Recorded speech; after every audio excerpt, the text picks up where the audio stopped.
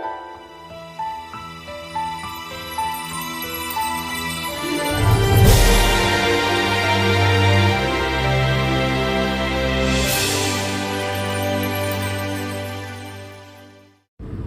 this is Chris. How you doing? Keeping it real, facts over fear. We'll talk a little bit about these as I drive to the grocery store this morning, pick up some things for lunch and beyond.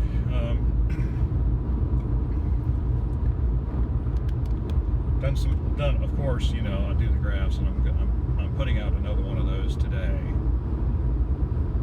because I think graphs are important to be able to come to some kind of grips with what's actually going on with this virus, because nobody talks about specifics. You know, all the TV station talks about is how bad something is on that day, and when that ceases to be bad, they find something else bad to talk about so they can keep that fear going, which I really don't appreciate in the least.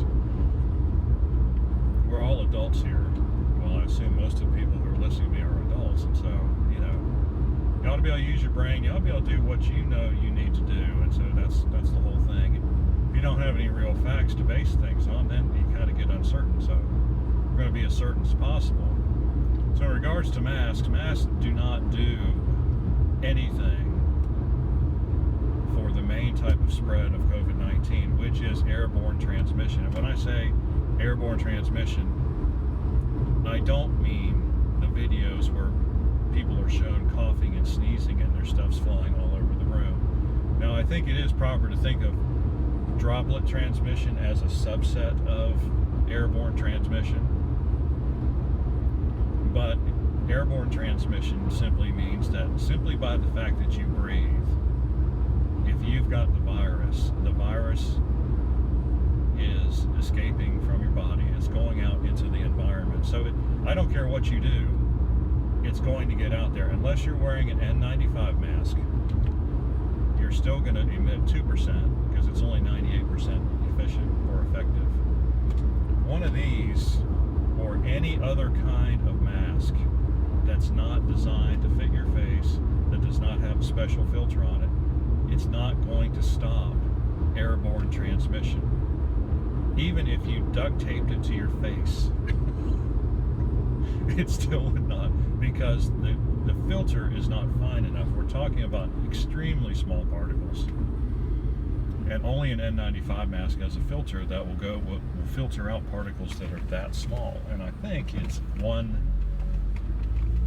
always get micrometers and nanometers. It's probably a nanometer. So I mean, it's tiny. You know, it's like the closest these threads are together, it might even be in micrometers. I mean, it doesn't offer any kind of resistance.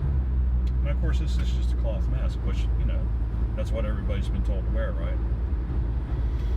Surgical masks, I think, are a little bit better, but they don't fit your face, and so you get this airborne transmission. And so what happens is the stuff just gets out in the air, and if you get in an area with a high enough concentration of the virus, you're going to breathe it in because it stays in the air. And that's the other difference between airborne transmission and droplet transmission, is that the big droplets kind of drop out of the air rather quickly, and what you're left with, of course, is the droplets that are the size that you find in airborne transmission. So visibly, I can understand why, if you watch a video like the one I just referenced, you might think you're doing a whole lot of good in terms of stopping the virus from spreading from you, but the fact of the matter is you're not. You're not really helping at all. The real key is to keep yourself out of an environment where this virus can build up, and stay away from people as much as possible. Of course, that has to do with the environment. Now, outside, there is really almost no chance of getting this, because you're breathing into the atmosphere. There's billions and trillions and quadrillions of liters, or, you know, gallons of air that this stuff immediately begins to dissipate into, so the concentration falls rather quickly. But if you are in an enclosed area, even with one with air conditioning, like say your house, like say you have 20 people at your house, well, it's going to build up unless you have like a HEPA filter on your air air conditioning unit. Now that will if you have a filter like that, that will help a lot. But you have to keep the motor, you have to keep the fan running for that to work, right? If your fan turns off when it gets cold enough, like most units do, now you can keep the fan on all the time. But if you're not running your fan all the time, it doesn't do a whole lot of good to have a HEPA filter if you have that many people in close proximity to one another. And so that's what's really happening. And if you think about how this virus is spread, most of it was early on, and most of it was because people were in places like subway cars or bars. And bars aren't dangerous because it's where people get drunk and make stupid decisions. Bars are bad because they're small.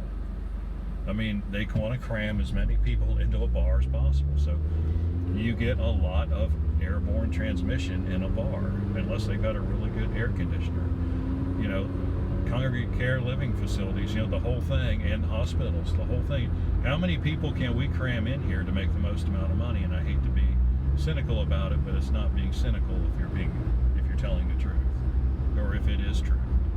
And so those kinds of places, you definitely don't want to be in for very long, if at all, if you can help it. Now you can help yourself by, you know, having windows open and things like that. But, you know, in the dead of the summer, when it's 95 degrees out and it's 100% humidity, nobody's going to leave a door open.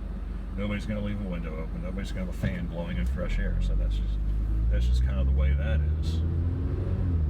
So, but I just wanted to talk about that a little bit, and that's why masks don't do any good, because they don't stop the main mode of transmission of this disease, and that appears to be the main one, unless you have an N95 mask, and then you're not allowed to wear it because the medical professionals have to have it. All right, you got any questions or comments? Leave them in the section below. Like and subscribe. Keep your distance. That's the best thing you can do.